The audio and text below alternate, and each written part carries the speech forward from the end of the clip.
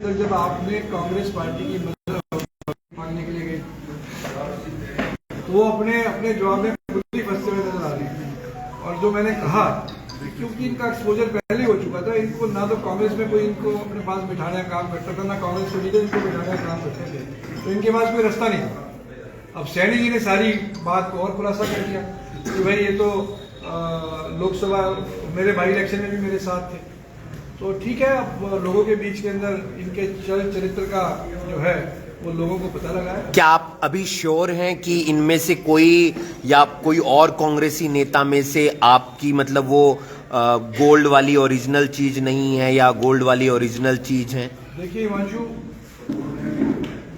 सवाल ये है कि ये क्रेडिबिलिटी की बात, और पार्टी में जाना या छोड़ के जाना ये आदमी का निजी फैसला होता है, पर ये कॉन्स्पिरेसी है। कल को कोई साथी फैसला ले ले, विचारधारा परिवर्तन हो जाए, उसमें और इसमें अंतर है। यहाँ आप पार्टी को बेचने का काम करें, यहाँ आप इंटेंशनली आप जब आपको साठगांठ करनी थी तो आप टिकट क्यों मांगने गए? आप टिकट लेने गए, आपको पार्टी ने विश्वास करके टिकट दी। इसका मतलब जो बातें विधानसभा चुनाव में उठी कि त्रिलोचन सिंह पैसे लेकर के चुनाव के अंदर लेन देन हुआ, हालांकि मैं नहीं कह रहा, ये लोग कह रहे हैं, चर्चा थी, जिसका जिक्र त्रिलोचन सिंह जी ने स्वयं किया था कि लोग ऐसा बोल रहे हैं, उसके ऊपर तो मोहर त्रिलोचन सिंह जी ने स्वयं लगा दी, कबूल करके। 2019 का चुनाव में भी ये सवाल उठा था, जब त्रिलोचन जी टिकट लेने के बाद चुनाव प्रचार उन्होंने नहीं किया, उसके बाद 24 के अंदर बाई इलेक्शन में उनको टिकट मिला, उस समय भी ये सवाल उठे। तो इस पे तो इन्होंने स्वयं मोहर लगाने का काम किया है, और भाई जिसको जाना होगा, जो आर्टिफिशियल ज्वेलरी होगा वो चला जाएगा। राठौर साहब, आपने कहा कि धोखेबाज की भी बात आई है, मतलब भाजपा ने कांग्रेस को नहीं हराया, कांग्रेसियों ने ही कांग्रेस को हरवाया। देखिए, ये चरित्र सबका है, कि ये कोई सब्जी मंडी तो है नहीं कि आप जाकर के बाजार के अंदर कोई सब्जी खरीदने गए। आप मुझे एक उदाहरण बताइए जहां राष्ट्रीय पार्टी का कैंडिडेट बीच चुनाव में दूसरी राष्ट्रीय पार्टी के कैंडिडेट घर जाता है, आप मुझे बताइए। नहीं, तो यहाँ चरित्र सबका ऐसा है। तो पहचान तो मैंने मानी, हमने गलती मानी कि हमें पहचानने में हमारी भूल हुई। हमारे से बेहतर जौहरी नायब सैनी जी साबित हुए, पर क्या ये क्वेश्चन मार्क नायब सैनी जी के कैरेक्टर पे भी नहीं है? नायब सैनी जी क्या करेंगे? मैंने भी चुनाव लड़ा, क्या हम चाय पीने की कभी बीजेपी के कैंडिडेट के घर गए क्या? सैनी जी ने भी चुनाव लड़ा, कभी किसी चुनाव के दौरान किसी बीजेपी के कैंडिडेट घर में चाय पीने गए? नायब सैनी जी क्यों गए? क्या वो रात के अंधेरे में किले के अंदर पानी चेक कर रहे थे कि जो पानी उन्होंने पहुंचा दिया है रात के अंधेरे में, वो वाकई में उंगली डाल के चेक करना चाह रहे थे कि पानी पहुंच गया कि नहीं पहुंच गया किले के अंदर? ऐसे लोगों को क्या नाम देंगे आप? देखिए, तो जनता देगी। अब तो करनाल की जनता के ऊपर हम उनके दरबार में हम अपील करने के लिए आए हैं कि करनाल को ये जनता करनाल की बचाने का। दिव्यांशु जी, कल नायब सिंह सैनी ने ये भी कहा कि वो अकेला बच गया है, उसका नाम क्या है, वो जिक्र करके आपका नाम का वहां पर जिक्र हुआ। ऐसा है, जिस प्रकार की भाषा शैली का उपयोग, क्योंकि मुख्यमंत्री का पद एक बड़ा मर्यादित पद होता है, और जिस प्रकार की भाषा का उपयोग और हंस के और मजाक से जिस प्रकार से वो बात कही, ये कहीं ना कहीं इनका अहंकार होता है। नायब सैनी जी का कार्यशैली और 6 महीने की सरकार के ऊपर तो इन्हीं के मंत्री रहे। अनिल विज जी ने ही बताया कि 6 महीने से नायब सिंह सैनी में घूम रहे, और ये अहंकार जो कल मेरे ऊपर उन्होंने भाषा के माध्यम से जो शब्दों का इस्तेमाल किया, इसका जवाब करनाल की जनता देगी। और रही मेरी बात, मैंने सोशल मीडिया के माध्यम से भी बताया कि ये जो पिट्ठू हैं जो इनके साथ गए हैं, ये सारा बिकाऊ माल था। हम पार्टी के सच्चे सिपाही हैं, और ये तो बात करते हैं मेरी, इनको बताना चाहेंगे कि हमारा तो कफन भी कांग्रेसी होगा। इस बात को लेकर इनको सोचने की आवश्यकता नहीं है। एक सवाल उन्होंने ये और भी- दोनों उन्होंने से भी ये आप भी दोनों कहा कि साथ बुद्धि बैठे। राजा मेरे पास भी आए थे, नायब सैनी ने कहा ऐसा है। है, नायब सैनी ने ये स्टेटमेंट कही कि वो बीजेपी में गया। मैं कह रहा हूं कि मैंने अपनी छात्र राजनीति 2011 से शुरू करी, आज 2025 चल रहा है। 14 साल से कांग्रेस के सच्चे सिपाही हैं, और ये तो मीडिया में आ जाती बात। इस प्रकार की झूठी बातें कह के मुझे लगता है रात को सपने में भी करनाल का जो चुनाव हार रहे हैं, तो शायद हमारे नाम उनको सपनों में आते हैं। और मुझे लगता है कि भाजपा वालों को उनका किसी अच्छे दिमागी डॉक्टर से इलाज करवाना। आप दोनों साथ बैठे हैं, वीरेंद्र जी आप दोनों साथ बैठे हैं। नरेंद्र सांगवान ने एक बात और भी कही थी कि दिव्यांशु बुद्धि राजा ने जब चुनाव लड़ा, वीरेंद्र राठौड़ ने वहां पर साथ नहीं दिया था। देखो, झूठे आदमी की सारी बात झूठी होती है, तो उसकी बात कल त्रिलोचन सिंह जी के बारे में जो सीएम नायब सैनी जी ने बात कही है, उस पर आपका क्या कहना है?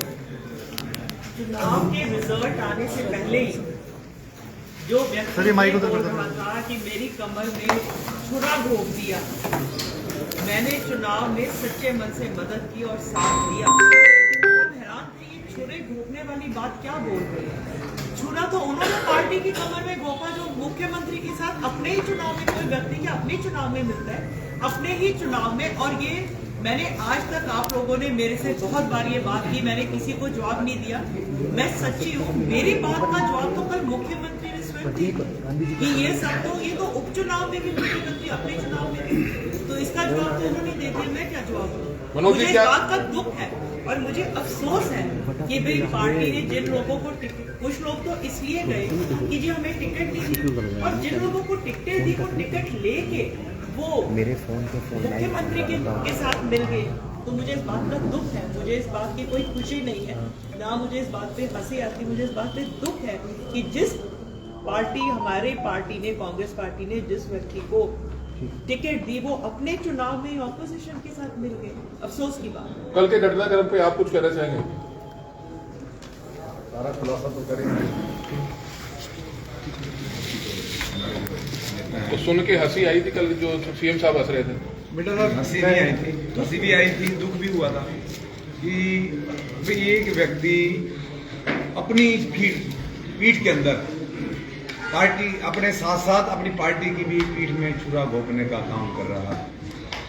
और आरोप वो कभी किसी के ऊपर लगा रहे हैं, कभी किसी के ऊपर लगा रहे हैं। बात तो अब सामने आ रही है ना, जो आपने देखा कि बातें उड़ी थी कि उनको इतने करोड़ रुपए मिले हैं, इसका मतलब ये तो सच होगी बात। तो नायब सैनी जी ने कल अपने बयान में जो उन्होंने स्टेटमेंट दी है वहाँ पे खड़े होके, तो ये तो खुद ही अपने आप फंस गए हैं। ये तो अपने आप को ही इन्होंने बेच दिया, साथ में पार्टी को बेचने का काम। चुनाव में टक्कर देखने हैं, सामने रेणु बाला गुप्ता जी हैं, 2 बार की मेयर हैं। देखिए, वैसे तो मेरे बीजेपी के मित्र हैं, जिस रेणु बाला गुप्ता पूर्व मेयर ने सरेआम बीजेपी की मुखालफत की, मुझे तो ये नहीं समझ आ रही कि बीजेपी ने उनको टिकट कैसे दी। मुझे ना अक्षय कुमार की एक फिल्म याद आ गई है, उसमें ना एक डायलॉग था, आधा तेरा आधा मेरा।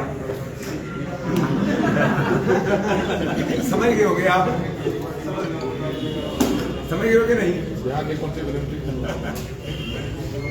एक्चुअल में बीजेपी को कोई और दूसरा ऐसा आदमी फंसा नहीं जो लूट के आधा उनको देता और आधा आप रखता, क्या ना? इसलिए वो डायलॉग आपको बता रहा हूं कि आधा तेरा आधा मेरा।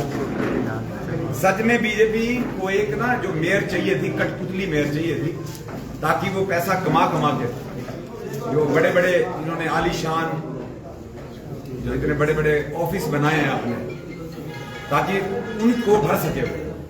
लेकिन आपका भाई ना तो ये डरा है, हालांकि मेरे ऊपर भी उन्होंने पूरे के पूरा शिकंजा कसने का काम किया, लेकिन मुझे तो जो आधा पैसा उनको देना था ना, वो सारा का सारा पैसा करनाल की जनता अगर मेरे ऊपर विश्वास करती है, मुझे मेयर बनाती है, तो सारा का सारा 100% पैसा बिना किसी भ्रष्टाचार के करनाल के डेवलपमेंट के लिए, करनाल की जनता की समस्याओं को सुलझाने में प्रयोग होगा।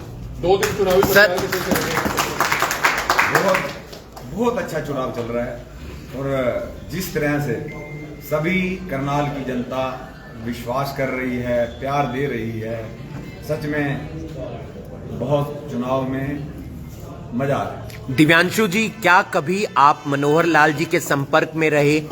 क्योंकि आप किसी कांग्रेस के उम्मीदवार के चुनाव मनोहर लाल जी को जिस दिन एक बार पंचकुला गवर्नमेंट कॉलेज में जब मेरे पे मुकदमा दर्ज किया, जब विरोध किया उनका, तब मिले, और एक बार जब हमारी गिनती हुई चुनाव को लेकर तब मिले। मेरी उसके अलावा उनसे कोई मुलाकात नहीं हुई, और उस दिन मुलाकात में भी उनको ये बात कही कि खट्टर साहब इस चुनाव में शायद थोड़ा कम टाइम मिला, अगर 10 दिन और मिल जाते मैं कहा चाचा जी आपको पानी पिला देता। ये मेरी स्टेटमेंट है। क्योंकि आप विधानसभा चुनावों में किसी उम्मीदवार के साथ नजर नहीं आए थे। सभी उम्मीदवार के साथ। तो ये आप देख सकते हैं, आज एक प्रेस कॉन्फ्रेंस रखी गई है और प्रेस कॉन्फ्रेंस में आपने देखा कि किस तरीके से तमाम नेता यहाँ पर मौजूद थे। वीरेंद्र राठौड़ मौजूद थे, साथ ही साथ दिव्यांशु बुद्धिराजा, मनोज वधवा, सुमीता सिंह समेत कई यहाँ पर नेता मौजूद थे। सीएम नायब सिंह सैनी ने जो कल कटाक्ष किया था तमाम कांग्रेस के नेताओं पर और जो चुटकी लेने का जो अंदाज था, उसी पर आज ये प्रेस वार्ता की गई और वीरेंद्र राठौड़ ने बार बार इस बात का जिक्र किया कि जो खरा सोना था वो खरा सोना अब कांग्रेस बच गई है और जो आर्टिफिशियल ज्वेलरी थी वो चली गई है। इस तरीके का जो तंज है वो वीरेंद्र राठौड़ यहाँ पर कसते हुए नजर आए और भी तमाम जो सवाल हैं वो यहाँ पर पूछे गए, चाहे वो दिव्यांशु बुद्धिराजा, क्योंकि कल सीएम ने दिव्यांशु बुद्धिराजा का भी जिक्र किया था और ऐसी भी कई बार चर्चाएं थी कि किस तरीके से वो शामिल हो सकते हैं या नहीं हो सकते हैं, ऐसी चर्चाएं बनती थी। उसका भी उन्होंने सीधा सीधा जवाब दे दिया है कि वो कभी भी संपर्क में बीजेपी के नहीं आए। आप देख रहे हैं अभी ब्रेकिंग में हूं आपके साथ हिमांशु नारंग। धन्यवाद।